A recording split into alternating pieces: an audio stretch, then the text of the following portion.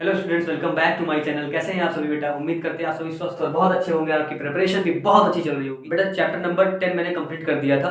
आज स्टार्ट करूंगा chapter number 12, area related to circle.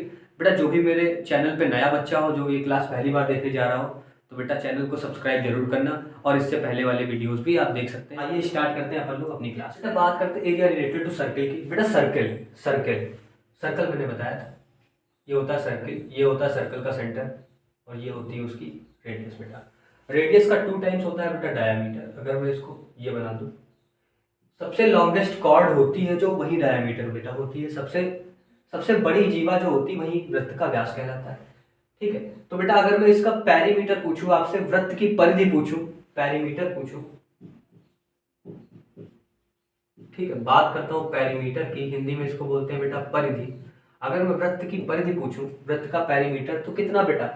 परिधि मतलब कि सरकमफेरेंस, मतलब कि पेरीमीटर मतलब कि इतना एक राउंड वो कवर होने में कितनी उसने डिस्टेंस कवर की, एक राउंड पूरा करने में कितनी डिस्टेंस कवर की। तो पेरीमीटर का फॉर्मूला बेटा क्या होता है? Perimeter of circle equal to बेटा क्या होता है? 2πr। ठीक है बेटा, 2πr। बेटा कहीं कहीं इसको ये भी लिखा जाता है, पाई को अलग कर दिया और 2r एक पास लिख दिया। बेटा 2r क्या होता है? रेडियस, मतलब त्रिज्या का 2 गुना व्यास होता है। तो इसकी जगह कभी कभी पाई डी आपको भी देखने को मिलता है। फॉर्मूला पाई डी मतलब क्या है? पाई इंटू व्यास। इसको हिंदी में भी लिख लो, पाई इंटू डायमीटर, या हिंदी वाले बच्चे अगर ना ध्यान रहे तो पाई इंटू व्यास भी लिख सकते हैं। अगर व्यास हमें डायरेक्ट क्वेश्चन में दिया हो जाएगा तो मैं डायरेक्ट हिट कर दूंगा, यहीं पर रख दूंगा, हमारा डायरेक्ट आंसर आ जाएगा। हमें रेडियस फाइंड करने की जरूरत नहीं है अगर हमसे केवल पेरीमीटर उसने पूछा होगा। ठीक है बेटा, ये आता है कॉन्सेप्ट है आपका पेरीमीटर का। बात कर लेते हैं बेटा नेक्स्ट कॉन्सेप्ट की। अगला कॉन्सेप्ट आता है मेरे पास क्या बेटा? एरिया ऑफ सर्किल पता ही होगा। चलिए ये भी नोट कर लीजिए जिसको ना बताओ। Area of circle, area of circle वृत्त का क्षेत्रफल। बेटा मेरी क्लास जब भी हुआ करे, आप लोग क्लास देखा करें तो पेन कॉपी लेके बैठा करें, नोट्स बनाते रहा करिए। ठीक है, पॉज करके चीजें लिखा करिए तो ज्यादा आपको समझ आएगी। एरिया ऑफ सर्किल, बेटा एरिया ऑफ सर्किल क्या होता है? पाई आर स्क्वायर। ठीक है, पाई आर स्क्वायर। बेटा इससे और एक और फॉर्मूला डिराइव हम कर सकते हैं। बेटा हमें पता है रेडियस क्या होता है, हमें पता है रेडियस क्या होता है। रेडियस हमें पता है डायमीटर का हाफ होता है। भाई त्रिज्या क्या होती है? इसको हिंदी में भी लिख देता हूँ। त्रिज्या क्या होती है? त्रिज्या होती है बेटा व्यास की आधी।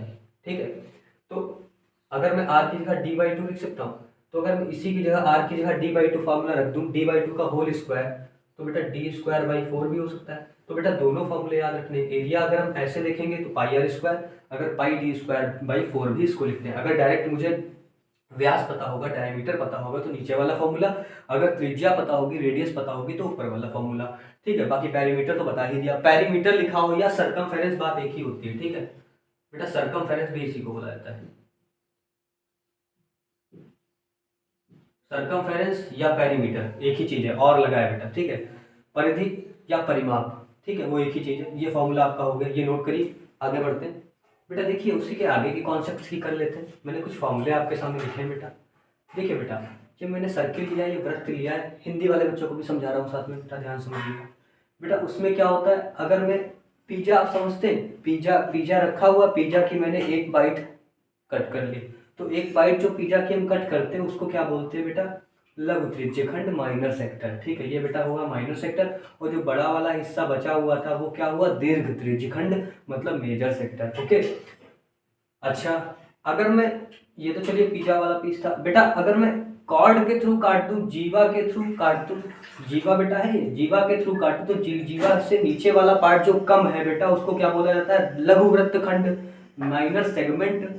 एंड ऊपर वाला पार्ट मेजर सेगमेंट, मतलब बेटा दीर्घ वृत्तखंड। ठीक है, ये वृत्तखंड है, ये त्रिज्यखंड है।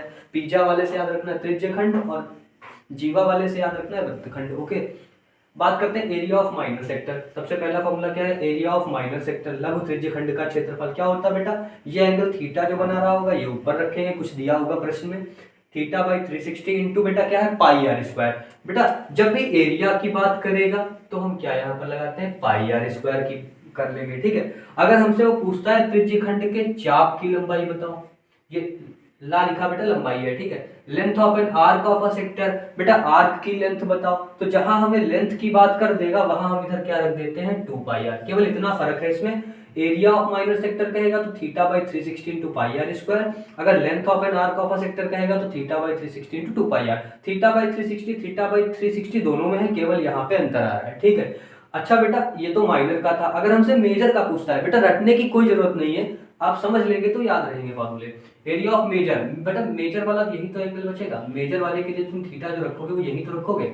और ये बेटा कितना हो चुका होगा, अगर ये थीटा है, टोटल बनाएगा, कुल बनाएगा 360 का कोण, तो 360 में से जब हम ये वाला घटा देंगे तभी तो मुझे ये इतना मिलेगा, 360 में से जब हम थीटा माइनस कर देंगे तभी मुझे इतना मिलेगा।